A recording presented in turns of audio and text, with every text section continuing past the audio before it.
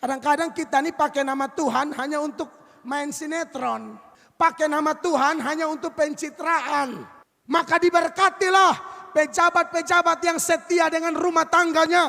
Diberkatilah entah suami atau istri yang setia dengan rumah tangganya. Kita tidak bisa main acting terus Bapak Ibu. Saya tidak peduli. Anggap aja undangan terakhir di Kaltara. Tapi saya berdosa kalau saya tidak ngomong ini. Yesus datang untuk tolong bapak-bapak yang kalau andai kata tidak setia. Saudara pikir, saudara menikah itu, saudara janji kepada pendeta kah? Saudara janji kepada Tuhan Allah. Kalau ada perempuan-perempuan yang merasa diri Anda cantik, lalu kau ganggu suami orang. Pelakor-pelakor yang ganggu suami orang. Ini malam kasih karunia mau datang kepadamu. Lebih baik kamu bertobat sebelum Tuhan mempermalukan engkau di umum. Pejabat itu rawan dengan apa? Korupsi. Kita butuh pejabat yang takut akan Allah. Yang menghormati Allah. Yang kelola uang rakyat, uang negara dengan baik. Makanlah hasil keringatmu. Jangan ambil yang bukan milikmu.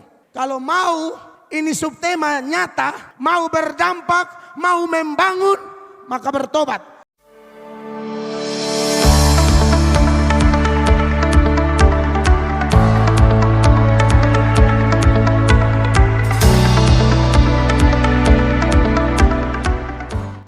Shalom.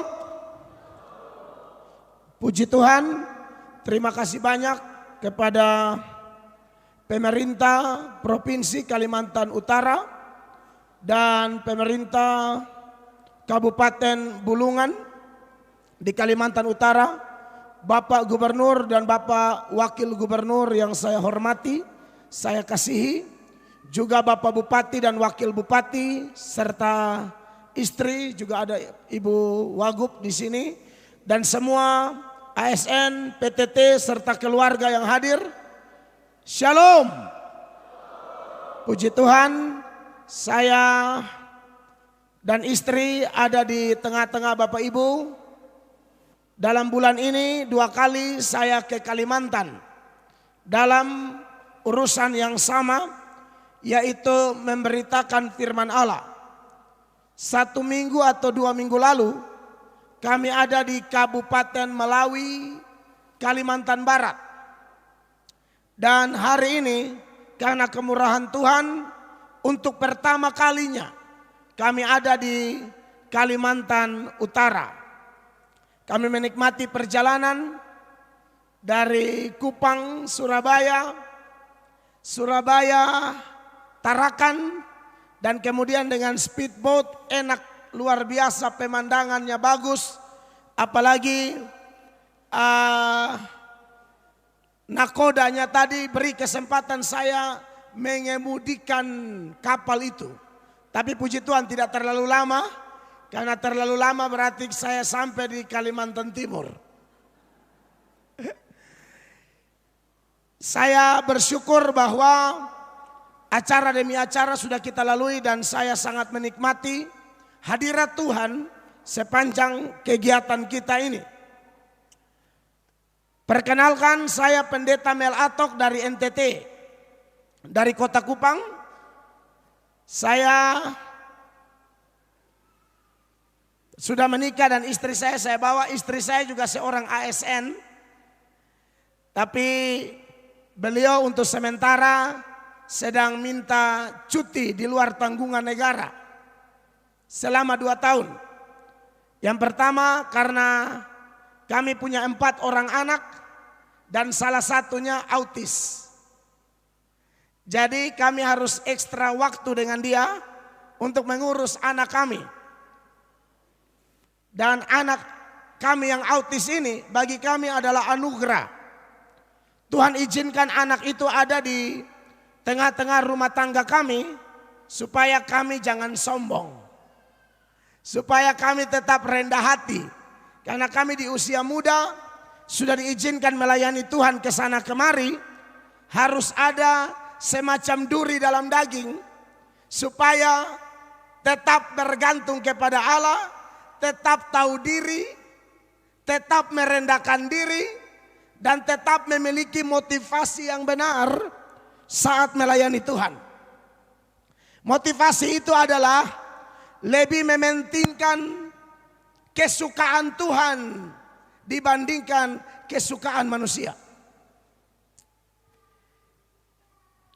Anak-anak kami itu saya sudah beriman sebelum pacaran dengan istri.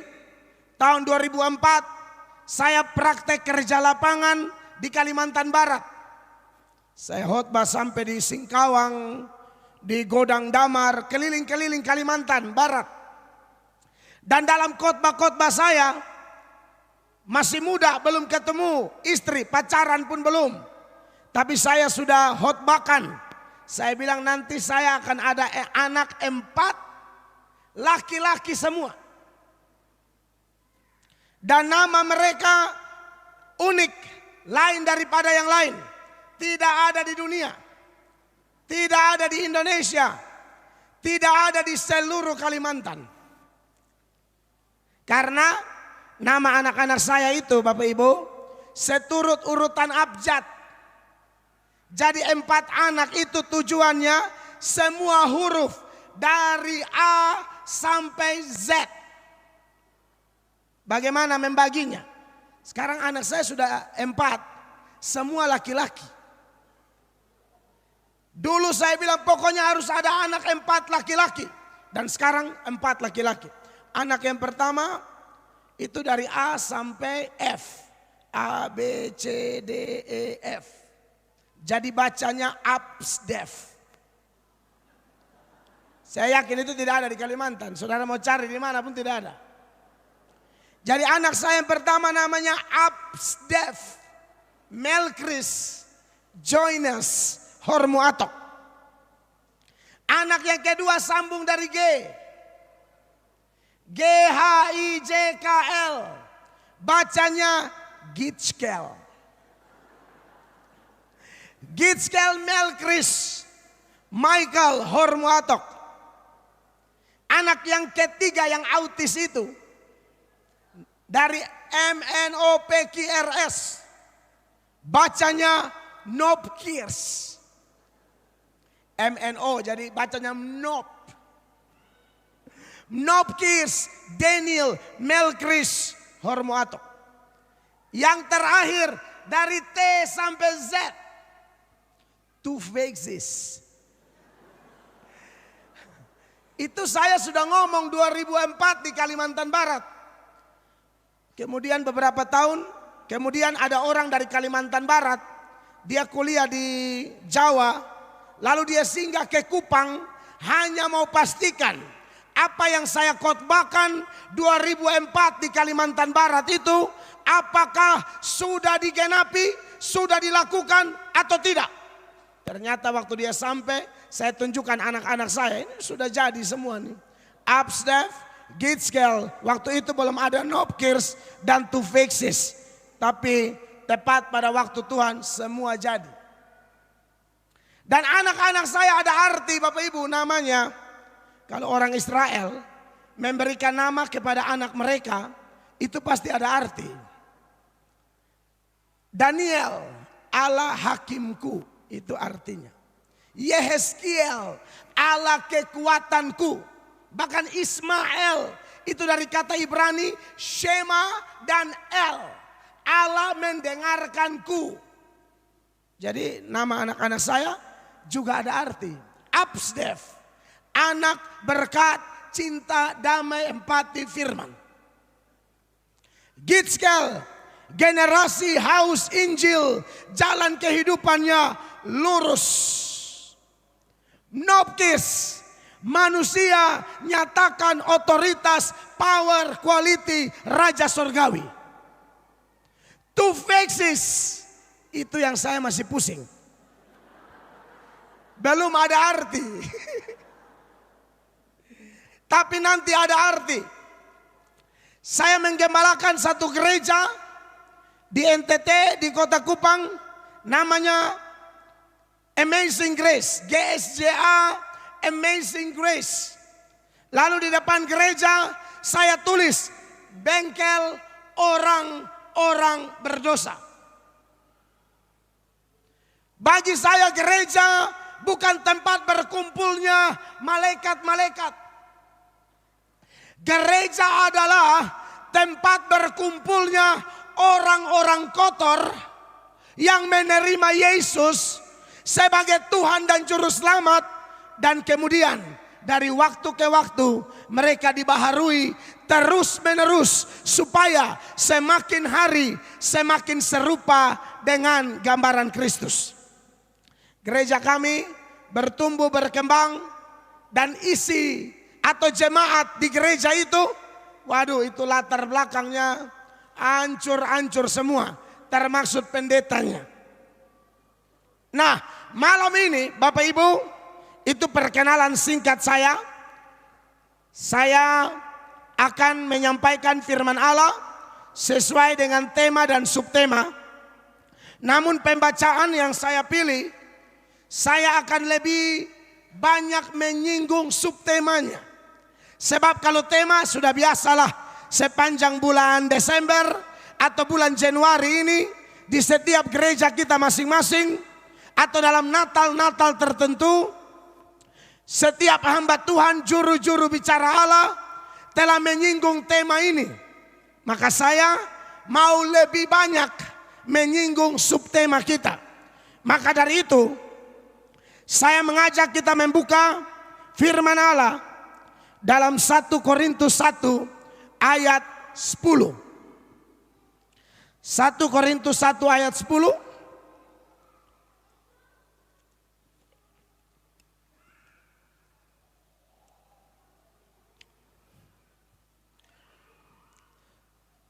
Mari kita lihat ayat ini, apakah ayatnya ada di layar? Mari hitungan ketiga kita baca ayat ini. 1, 2, 3. Tetapi aku menasihatkan kamu, saudara-saudara, demi nama Tuhan kita Yesus Kristus, supaya kamu seia sekata dan jangan ada perpecahan di antara kamu. Tetapi sebaliknya, supaya kamu erat, bersatu, dan sehati sepikir. Beri tepuk tangan buat firman Allah. Sebelum saya lanjut, apakah saya bisa minta kipasnya diarahkan ke saya? Ini tambah waktu tambah mengerikan saya rasa di panggung ini.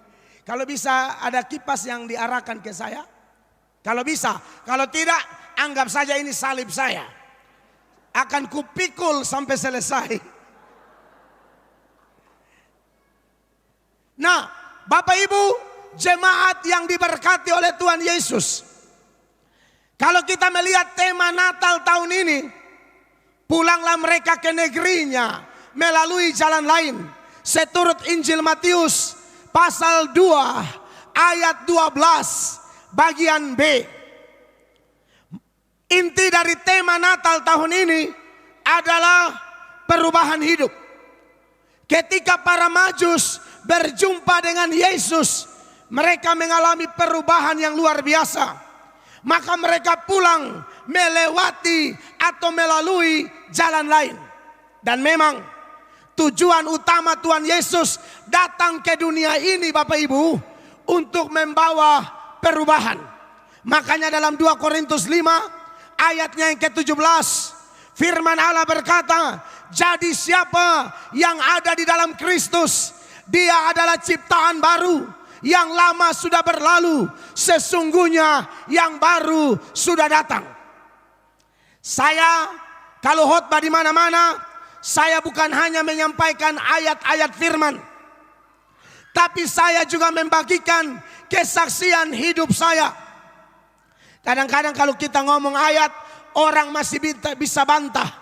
Tetapi kalau kita bicara kesaksian kita yang sesuai dengan ajaran kitab suci, itu sulit dibantah oleh siapapun. Saya sudah katakan tadi kepada Bapak Ibu sekalian bahwa di gereja saya tulis bengkel orang-orang berdosa. Dan itu adalah pengalaman pribadi. Saya ini anak yang betul-betul hancur sekali. Hancur luar biasa. Karena orang tua miskin, sudah miskin, tidak mengenal Tuhan dengan baik. Papa mama saya jarang gereja. Dan tahukah Bapak Ibu? Kami ini, saya ini anak hasil persinahan. Apa maksudnya? Bapak dan mamanya kumpul kebo, lalu mendapatkan 4 orang anak, saya yang bungsu. Tanpa ikatan pernikahan kudus, kami dilahirkan.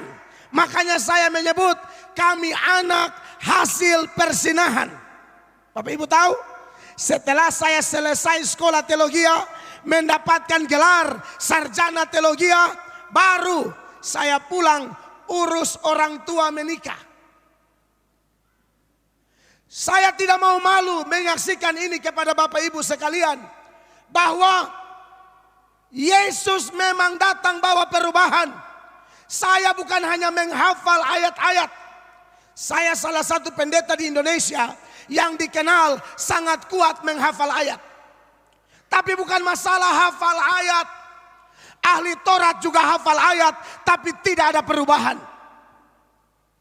Ahli Taurat juga bisa menjelaskan ayat, tapi mereka tidak pernah menerima Yesus sebagai Tuhan dan Juru Selamat. Bapak Ibu kalau baca di Yohanes 5 ayat 39 sampai 40, ayat itu memberi keterangan bahwa ada orang-orang meneliti Alkitab, belajar Alkitab, tetapi mereka tidak sampai kepada perubahan hidup. Kenapa? Karena mereka belajar Alkitab, mereka teliti Alkitab, tapi mereka tidak menerima Yesus sebagai Tuhan dan Juru Selamat.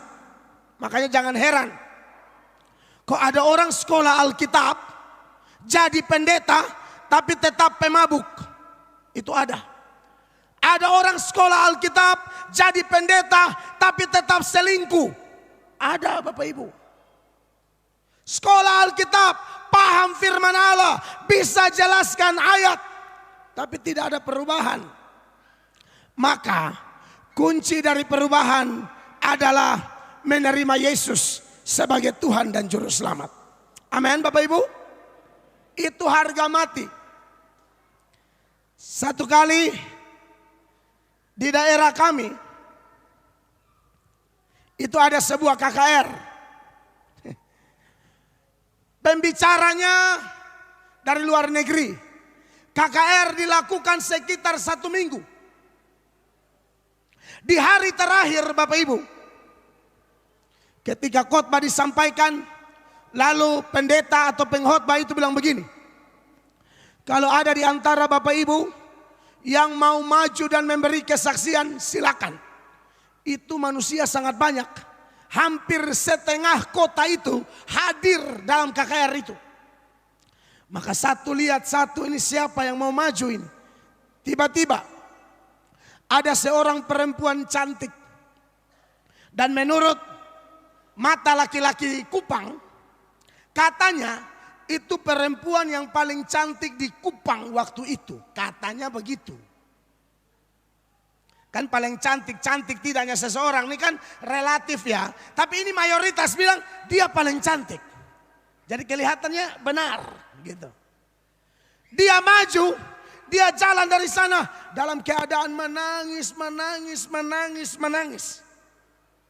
Waktu sampai di mimbar Bapak Ibu terkasih, saudara tahu, dia bukan bersaksi, dia minta maaf.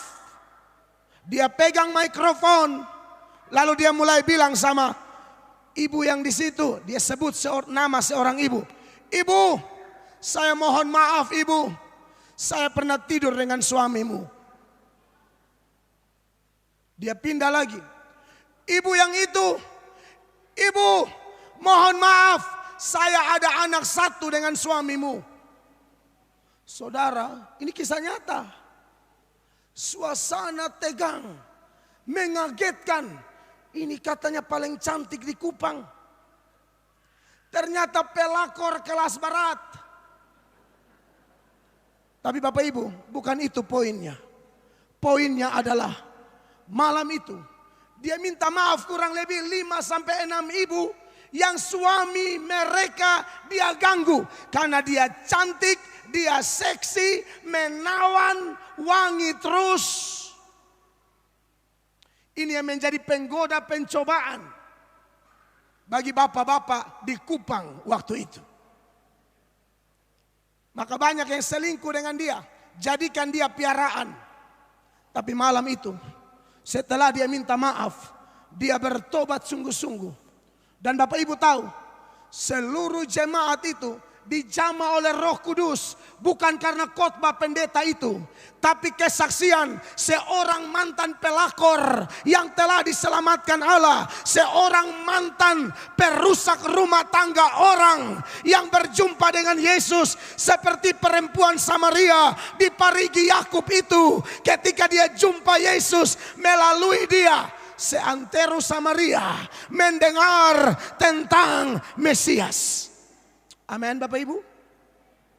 Maka saya percaya siapapun saya dan saudara, kalau melihat tema kita, kata kuncinya adalah perubahan. Perubahan karena apa? Karena Yesus ada di dalam kita, kita ada di dalam Yesus. Yesus berkata, lihat aku berdiri dan mengetok. Kalau ada orang mendengar suaraku dan membukakan pintu, aku masuk mendapatkan dia. Menjadi Tuhan dan juru selamat bagi dirimu. Bapak Ibu jemaat, bukankah ini yang kita rindukan terjadi di Kalimantan Utara? Bukankah ini yang kita rindukan terjadi di Kabupaten Bulungan? Bukankah ini yang kita rindukan terjadi dalam rumah tangga kita masing-masing? Kita perlu Yesus. Kenapa Bapak Ibu? Karena Bapak Ibu tahu Tuhan Yesus sedang memakai hamba-hambanya, baik di gereja maupun di pemerintah, untuk menyuarakan hati Tuhan, menyuarakan Injil Kristus. Tapi di sisi lain, setan juga bekerja Bapak Ibu. Setan bekerja dengan sangat mengerikan. Waduh, ini calon paduan suara, ambil aja Bu. Silakan ambilan, tidak apa-apa. Jangan, kenapa tambah naik? Turun sayang ya. Nanti besar bersekolah teologi ya. Tolong anak-anak dijaga ya, ibu-ibu ya. Oke. Kita lanjut. Saya tidak mungkin khotbah kalau yang begini-begini ada. Tidak mungkin saya lanjut. Tidak bisa, harus dijaga itu ya. Baik. Aduh, sudah sampai mana tadi ya? Tunggu saya minum air dulu ya.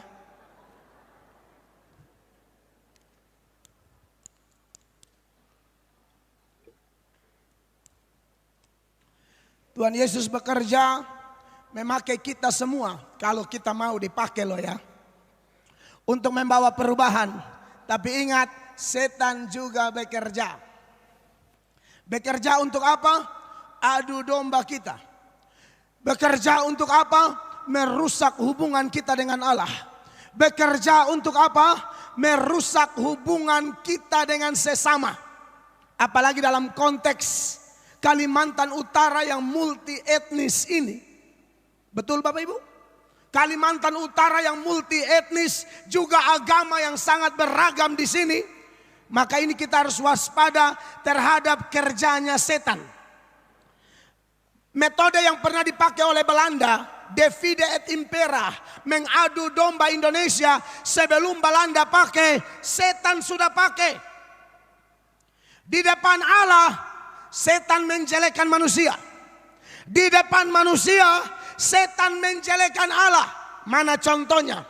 Di depan Adam dan Hawa, setan menjelekkan Allah. Allah tidak mau kalian makan karena Allah takut kalian menjadi sama seperti Allah.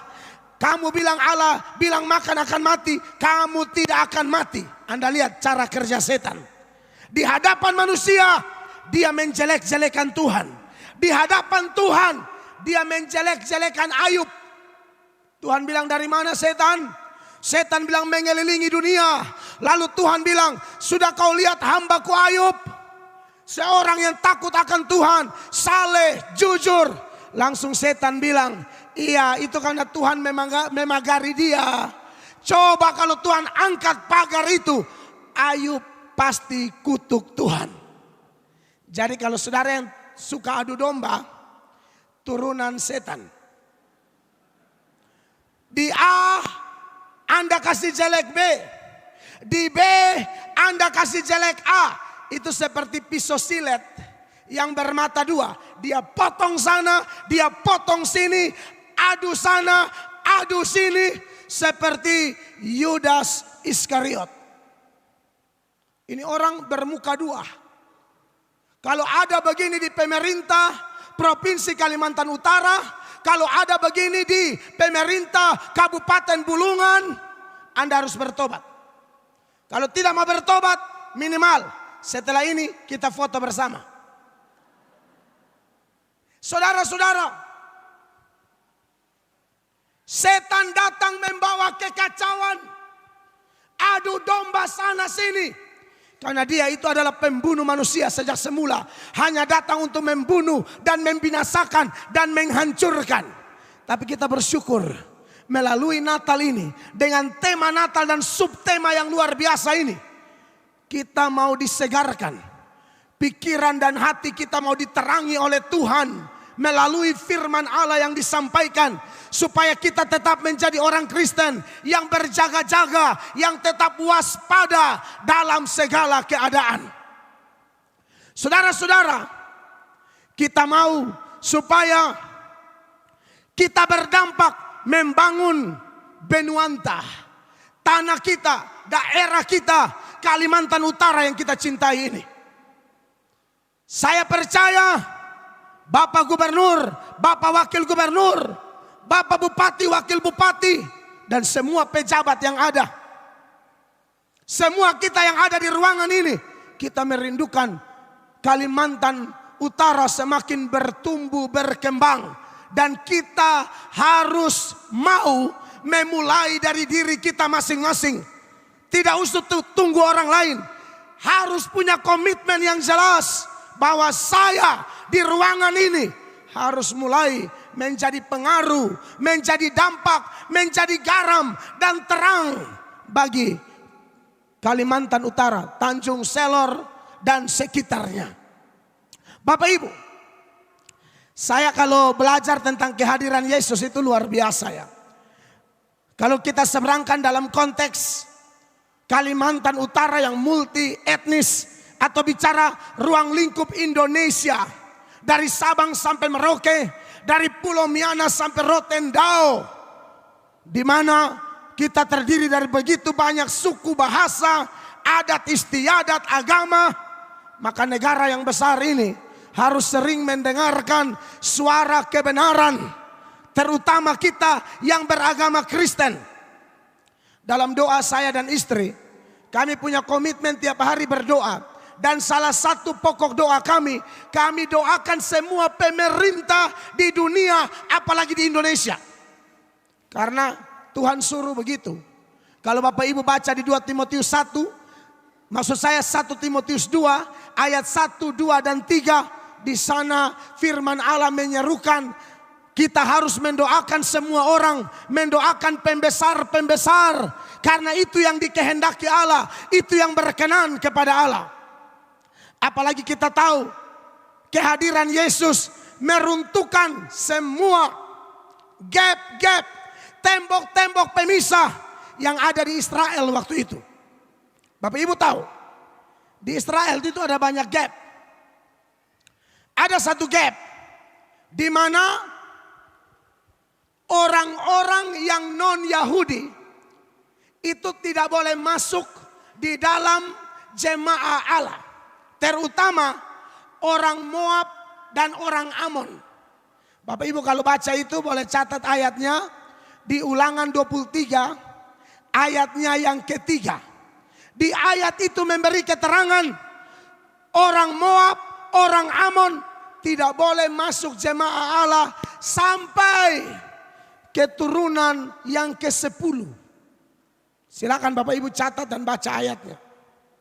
Tapi Bapak Ibu tahu, waktu Yesus datang dalam silsilah Yesus Kristus versi Injil Matius.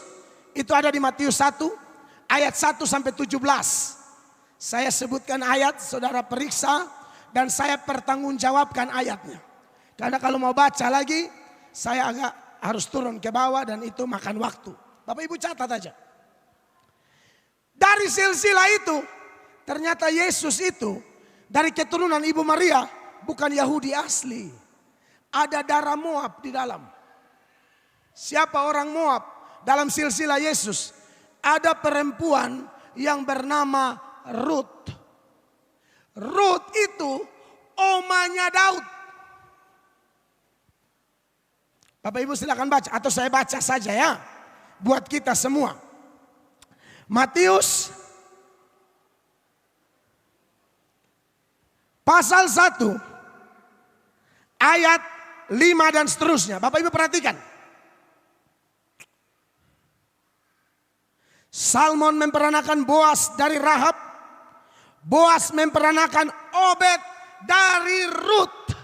Itu Ruth yang mana? Ruth yang adalah menantu dari Naomi. Naomi punya menantu itu dua-dua orang Moab. Satu nama Orpa, satu nama Ruth. Ruth ini nikah dengan Boas. Boas itu orang Yahudi, Bapak Ibu. Bapak Ibu perhatikan. Salmon memperanakan Boas dari Rahab. Boas memperanakan Obed dari Ruth. Obed memperanakan Isai. Isai itu bapaknya Daud. Dari Daud inilah Mesias turun. Artinya apa Bapak Ibu? Ternyata memang kehadiran Yesus itu meruntuhkan semua gap di mana Israel dilarang bergaul dengan orang-orang non-Israel. Apalagi orang Moab. Tetapi dalam silsilah Yesus dengan adanya orang Moab, maka gap itu diruntuhkan. Jadi dalam Yesus tidak kenal lagi Yahudi non-Yahudi. Asal kita percaya pada Yesus, asal kita terima Yesus, engkaulah saudaraku, akulah saudaramu. Kita berdiri di atas iman yang sama. Ada lagi. Bapak Ibu tahu, orang Yahudi itu punya satu budaya namanya budaya paternalistik. Apa itu paternalistik? Budaya di mana lebih menonjolkan laki-laki dan merendahkan perempuan. Makanya dalam silsilah pasti tidak ada nama perempuan. Selalu laki-laki. Abraham memperanakan Ishak. Padahal yang melahirkan sebenarnya Sarah. Tapi dalam silsilah Sarah tidak disebut. Itu Yahudi. Abraham memperanakan Ishak. Ishak memperanakan Yakub. Yakub memperanakan Yehuda dan saudara-saudaranya. Lanjut, Daud memperanakan Salomo. Salomo memperanakan Rehabeam dan seterusnya. Tapi Bapak Ibu, di silsilah Yesus ada 5 perempuan. Ada Ibu Maria, ada Rahab, ada Ruth, ada Tamar, dan juga ada istri Uriah atau Batsheba. Artinya apa? Tuhan mau kasih tahu bahwa kehadiran Yesus itu meruntuhkan gap di mana perempuan selalu direndahkan. Perempuan selalu dianggap tidak bisa apa-apa. Itu keliru besar. Ada bapak-bapak yang mungkin pegang prinsip Yahudi. Dia bilang sama istrinya, kalau saya tidak dapat anak laki-laki dari kau, saya cari di luar. Karena dia anggap kalau hanya anak perempuan itu seolah-olah bukan anak. Saya tidak tahu dengan budaya orang Dayak atau orang Bugis, tapi di NTT itu ada. Perempuan itu dianggap tidak penting. Jadi kalau suaminya makan, ibu tidak boleh makan. Ibu harus di dekat meja, tunggu sampai suami selesai makan, dia kasih beres meja, baru dia boleh makan. Tapi kita anak-anak Tuhan tidak pakai itu lagi. Kenapa? Karena dalam Yesus semuanya diruntuhkan. Bapak Ibu bayangkan, Adam itu sebenarnya ada anak perempuan, Adam. Makanya saya kalau melayani tanya jawab, saya kan biasa tanya jawab. Orang tanya, Kain nikah dengan siapa? Mungkin Bapak Ibu juga punya pertanyaan itu ya. Kain, anaknya Adam, nikah dengan siapa? Ya nikah dengan salah seorang anak perempuan Adam. Karena dalam Kejadian 5 ayat 4 diberi keterangan Adam memperanakan anak laki-laki dan perempuan. Yang laki-laki kita tahu, Kain, Habel, Set. Tapi yang perempuan tidak disebutkan. Tapi kenapa kakak adik belum boleh nikah, Pak? Kenapa kakak adik boleh nikah waktu itu? Waktu itu belum ada hukum Taurat yang mengatur itu. Hukum Taurat itu zaman Musa. Nanti di Imamat 18 itu baru dilarang pernikahan saudara. Sebelum itu tidak ada aturan itu. Maka boleh, karena kita ini nenek moyang kita cuma satu. Selain Adam dan Hawa tidak ada manusia waktu itu. Maka keturunan pasti dari Adam dan Hawa. Dan Bapak Ibu, sampai hari ini kita tidak tahu siapa nama anak-anak perempuan Adam. Tidak ada yang tahu. Yang masuk Bahtera Nuh berapa orang? 8. Yang kita tahu sampai hari ini cuma nama 4 orang. Dan laki-laki semua. Nuh, Sem, Ham, Yafet. Istri Nuh kita tidak tahu. Apalagi menantu-menantunya. Tidak penting. Bagi pandangan, benar ini itu latar belakangnya itu. Saya pernah khotbah di satu daerah, saya bilang siapa yang tahu nama istri Nuh? Ada seorang angkat tangan, saya tahu. Saya kaget. Loh kok dia tahu? Saya aja tidak tahu, padahal saya nih pendeta, dosen teologi, mengajar, melayani, tanya jawab. Saya tidak tahu. Saya kaget dia tahu. Saya bilang oke, siapa namanya? Istri Nuh adalah ibu Nuh. Wah bukan itu. Mana istri Mel Atok, ibu Mel. Beliau ada nama Ivon. Bukan ibu Mel. Jadi tidak ada yang tahu. Nama orang tua Abraham, bapaknya kita tahu. Tera. Mamanya tidak ada yang tahu sampai hari ini. Saudara perempuan Yesus ada, tapi tidak dikasih tahu sampai hari ini. Siapa namanya? Waktu 5.000 orang, Yesus memberi makan 5 roti 2 ikan. 5.000 itu cuma laki-laki. Betul. Belum dicatat perempuan. Kenapa perempuan tidak dicatat? Budaya yang tadi itu paternalistik. Selalu tonjolkan laki-laki, laki-laki, laki-laki. Bapak Ibu ke Israel, di tembok ratapan itu ibadah tidak boleh campur. Di sebelah kanan sini perempuan. Lalu ada tembok pemisah atau ada pembatas. Sebelah sini laki-laki. Tidak boleh dicampur. Orang Yahudi yang laki-laki kalau berdoa mereka doa begini. Tuhan, kami bersyukur tidak dilahirkan sebagai orang kafir. Tuhan, kami juga bersyukur tidak dilahirkan sebagai seorang perempuan. Jadi mereka anggap jadi perempuan itu mengerikan. Budaya orang Yahudi Bapak Ibu. Kalau ada orang melahirkan, lalu melahirkan anak laki-laki, sebelum melahirkan mereka sudah bawa alat musik. Kalau melahirkan anak laki-laki, langsung pesta, langsung menari-nari. Tapi kalau yang lahir anak perempuan, itu seperti di rumah duka. Tidak ada nyanyian, sedih luar biasa. Tapi saya mau kasih tahu ya, supaya kalau ada bapak-bapak di sini yang masih pikiran Yahudi, bertobat. Mau anak laki-laki, anak perempuan sama di mata Tuhan. Bahkan kalaupun Tuhan tidak kasih anak, tidak apa-apa. Tuhan tetap Allah yang baik. Amin. Lagi di dalam silsilah itu yang saya lihat, Tuhan Yesus punya silsilah itu luar biasa.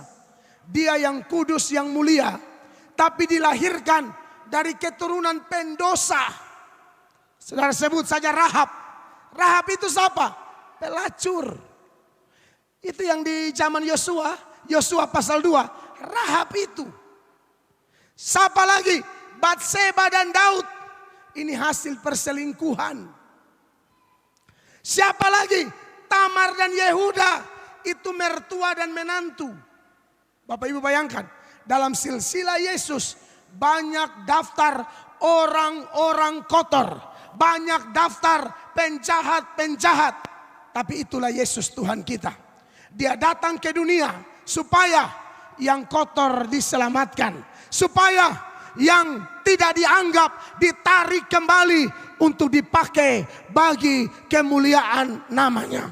Oleh karena itu, Bapak Ibu jemaat yang diberkati oleh Tuhan Yesus, melalui Natal ini kita diingatkan perubahan itu penting.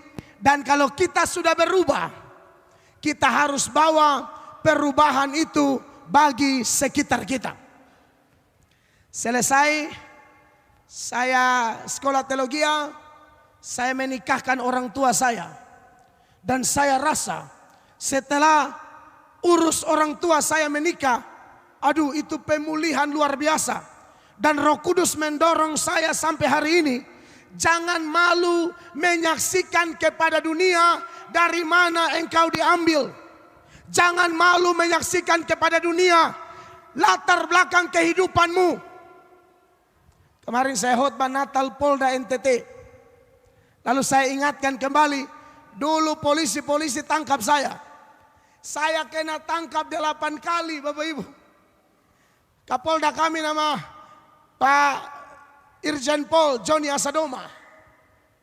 Bintang 2, Jenderal. Dia minta khotbah dan saya sampaikan. Polisi-polisi yang tangkap saya, waktu tangkap saya mereka suruh bertobat. Sekarang saatnya saya suruh polisi bertobat. Karena di NTT itu bapak-bapak polisi, ini saya kasih tahu aja. Itu mau masuk polisi harus suap. Ada kasusnya tuh. Suap bilang berapa? 500 juta. Ternyata sudah suap tidak jadi. Maka dia lapor ke polisi lagi. Memang dia sudah salah, tapi dia lapor ke polisi dan kasus itu diangkat. Makanya saya bilang kepada polisi-polisi, dulu kalian suruh saya bertobat, sekarang saya suruh polisi-polisi bertobat. Dan videonya ada di channel saya, temanya dendam pendeta Melato kepada polisi.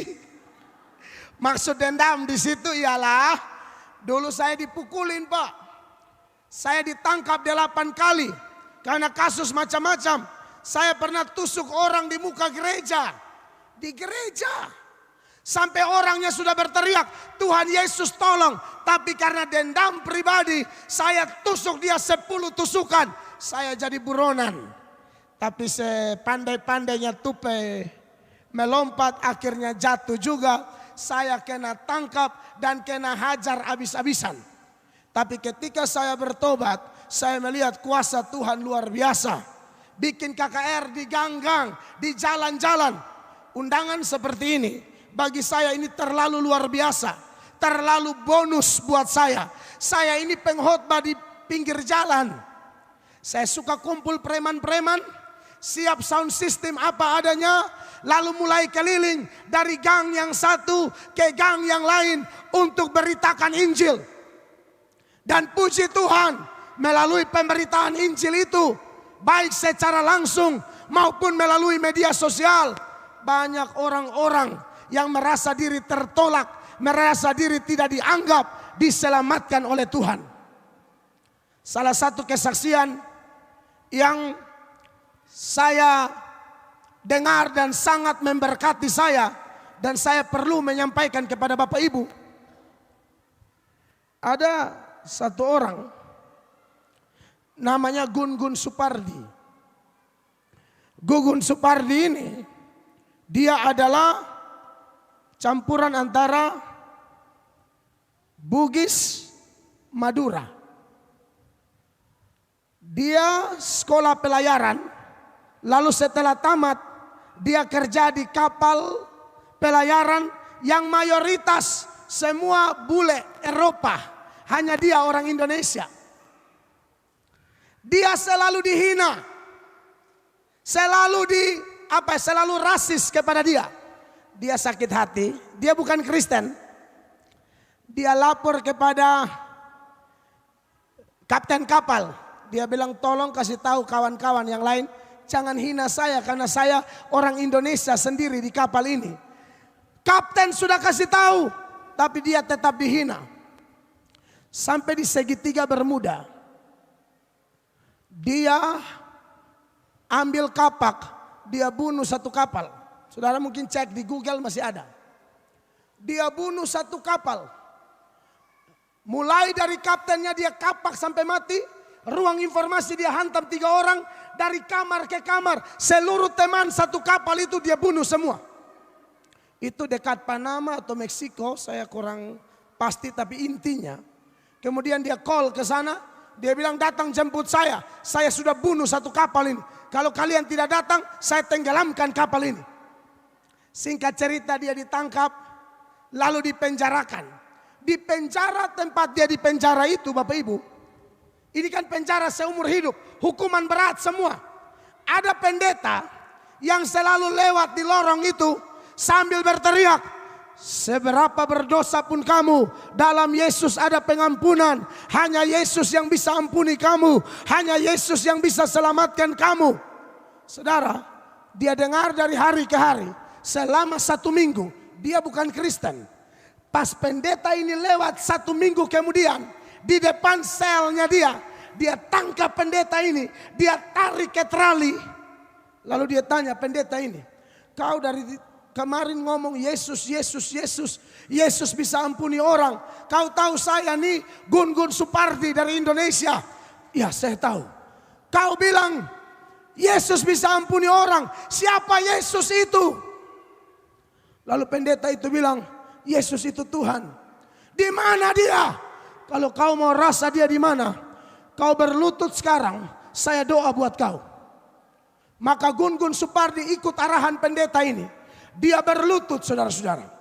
Waktu dia berlutut, pendeta itu doa. Di tengah-tengah doa, Gun-Gun melompat. Aku bebas, aku bebas. Yesus selamatkan aku. Semua tahanan yang lain bilang, bebas dari mana, kau dalam penjara kok. Mereka bilang gila, gila, gila. Kemarin saya KKR dengan Gun-Gun Supardi di Timor Leste. Selesai saya KKR, baru Gun-Gun Supardi KKR. Saudara, aku bebas, aku bebas. Dia merasakan ada pengampunan, ada perubahan yang luar biasa yang Tuhan kerjakan dalam hidupnya. Singkat cerita, akhirnya pergolakan politik, ganti pemimpin, pemimpin berikan amnesti. Orang-orang yang hukuman berat dibebaskan. Gun-Gun bilang, saya sudah bilang apa? Saya bebas. Sebelum dipulangkan ke Indonesia, dia khotbah di kedutaan Indonesia. Semua orang kedutaan dia bilang, kalian harus terima Yesus. Saya sudah rasa, saya bukan agama Kristen. Sudah begitu lagi, saya seorang pembunuh. Tapi Tuhan Yesus selamatkan aku.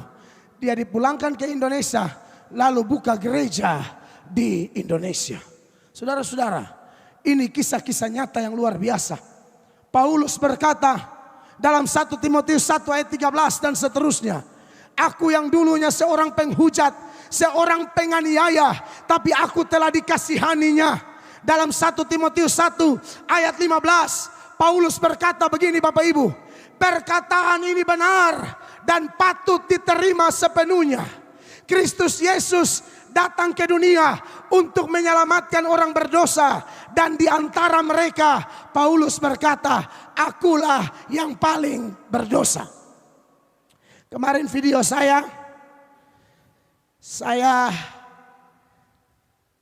menanggapi. Ada satu mantan Kristen, ini oknum ya. Dia kentutin Alkitab. Sekarang bukan Kristen lagi viral, Agustan. Dia bilang, saya akan kentut taruh di pantat Alkitab ini. Kita akan lihat apakah 1 minggu 1 bulan saya akan mati. Dia taruh 2 kali. Yang kedua dia kentut di Alkitab. Belum 1 bulan. Dia cukup sekarat. Saudara, Tuhan Yesus itu hidup. Amin. Tuhan Yesus tidak boleh dipermainkan. Tapi kemudian saya tanggapi dia dalam beberapa tanggapan. Saya bilang, orang-orang kayak kalian tidak sejahat Paulus. Kalian yang pernah hina agama kami, padahal kami sangat menghormati agama kalian. Kami tahu kami tinggal di Indonesia, kami harus menghormati agama lain. Makanya kalau di acara-acara pemerintah saya hadir, pemerintah bilang salve, kita bilang salve. Nama budaya, nama budaya. Salam kebajikan, salam kebajikan. Om Swastiastu, Om Swastiastu. Assalamualaikum warahmatullahi wabarakatuh. Waalaikumsalam. Aman-aman saja. Tapi kenapa ada alat-alat setan model begini yang bikin kacau Indonesia? Tapi kemudian saya kasih tahu, bagi kalian tetap ada pintu maaf. Bagi kalian tetap ada pintu anugerah, asal kalian mau datang kepada Yesus. Sebab di bawah kolong langit ini tidak ada nama lain yang olehnya orang beroleh selamat kecuali Yesus Kristus Tuhan. Beri tepuk tangan yang meriah bagi Tuhan.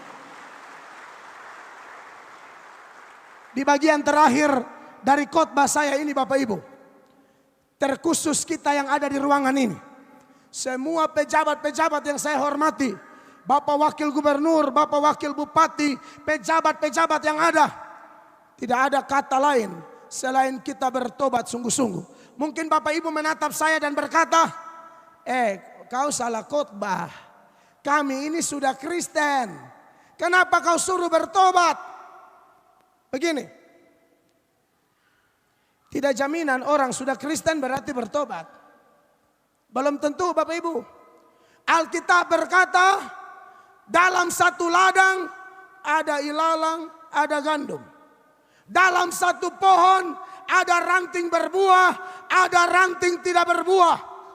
Yesus kembali, dia akan pisahkan domba sebelah kanan, kambing sebelah kiri. Kalau memang kita Kristen, pastikan kita Kristen gandum, kita Kristen domba, kita Kristen ranting berbuah. Siapa itu Kristen yang model begini? Orang-orang berdosa yang sudah menerima Yesus sehingga dipakai Tuhan membawa perubahan. Jadi kalau yang tidak berbuah bertahun-tahun, saudara sudah jadi Kristen tapi masih terikat dengan hal-hal jahat. Seperti saya tidak tahu di Kaltara ya, saya harap tidak ada. Tapi kalau saya khotbah di mana-mana, saya selalu ingatkan, kalau ada pejabat yang piara perempuan, bertobat Pak. Bertobat. Saya tidak ada data, saudara, saya tidak kenal. Tapi saya hanya omong, kalau ada yang punya perempuan piara di sini, Pak pejabat, Pak polisi atau siapapun, kalau ada ya, bertobat. Kadang-kadang kita ini pakai nama Tuhan hanya untuk main sinetron. Pakai nama Tuhan hanya untuk pencitraan. Maka diberkatilah pejabat-pejabat yang setia dengan rumah tangganya. Diberkatilah entah suami atau istri yang setia dengan rumah tangganya. Kenapa saya omong ini? Dalam doa pribadi saya beberapa hari terakhir ini, saya dan istri selalu konseling orang mau bercerai. Bahkan ada pasangan pendeta, pendeta aja selingkuh, pendeta setan model begini. Pendeta aja selingkuh Bapak Ibu. Pendeta bisa ada perempuan lain. Tadi kita dua sampai di rumah makan di sini, istri saya kasih tunjuk berita. Ada seorang pengkhotbah, WhatsApp-nya ganggu istri orang, diposting di media. Selesai. Kita tidak bisa main acting terus Bapak Ibu. Saya tidak peduli, anggap aja undangan terakhir di Kaltara. Tapi saya berdosa kalau saya tidak ngomong ini. Yesus datang untuk tolong bapak-bapak yang kalau andai kata tidak setia. Saudara pikir, saudara menikah itu, saudara janji kepada pendeta kah? Saudara janji kepada Tuhan Allah.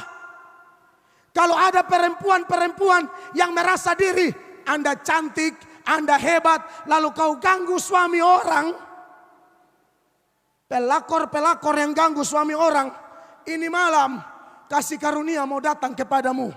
Lebih baik kamu bertobat sebelum Tuhan mempermalukan engkau di umum. Saya omong apa adanya ya. Lalu ini tambah lagi. Pas mau penutup nih yang harus kasih. Pejabat itu rawan dengan apa? Korupsi. Ini provinsi baru loh. Kita butuh pejabat yang takut akan Allah. Yang menghormati Allah. Yang kelola uang rakyat, uang negara dengan baik. Amin. Saya selalu ingatkan, jangan bawa pulang uang haram ke dalam rumah. Karena itu bisa menjadi kanker, menjadi tumor bagi keluarga kita. Makanlah hasil keringatmu, jangan ambil yang bukan milikmu. Amin Bapak Ibu. Kalau mau ini subtema nyata, mau berdampak, mau membangun, maka bertobat. Kalau kita pernah jatuh di tahun lalu, ya sudahlah. Tahun ini Tuhan izinkan hamba Tuhan berteriak, tinggalkan masa lalu. Yang lama sudah berlalu. Sesungguhnya yang baru sudah datang. Pulanglah melalui jalan lain. Jangan jalan yang sama lagi. Yang tidak bisa ampuni pasangan, ampuni. Kita juga orang berdosa kok. Kita minta ampun, Tuhan ampuni. Masa orang lain salah, kita tidak bisa ampuni? Ampuni. Amin Bapak Ibu. Dan saya tidak bermaksud menyebut semua dosa. Tapi Roh Kudus akan bantu kita. Sehingga kalau dia menemukan kita ada salah, malam ini pulanglah melalui jalan lain. Sehingga kita bisa bangun Kaltara, berdampak bagi Kaltara, berdampak bagi Benuanta kita ini. Kiranya khotbah saya yang sederhana dipakai Tuhan menguatkan kita. Tuhan Yesus memberkati. Mari kita beri tepuk tangan yang meriah bagi Tuhan.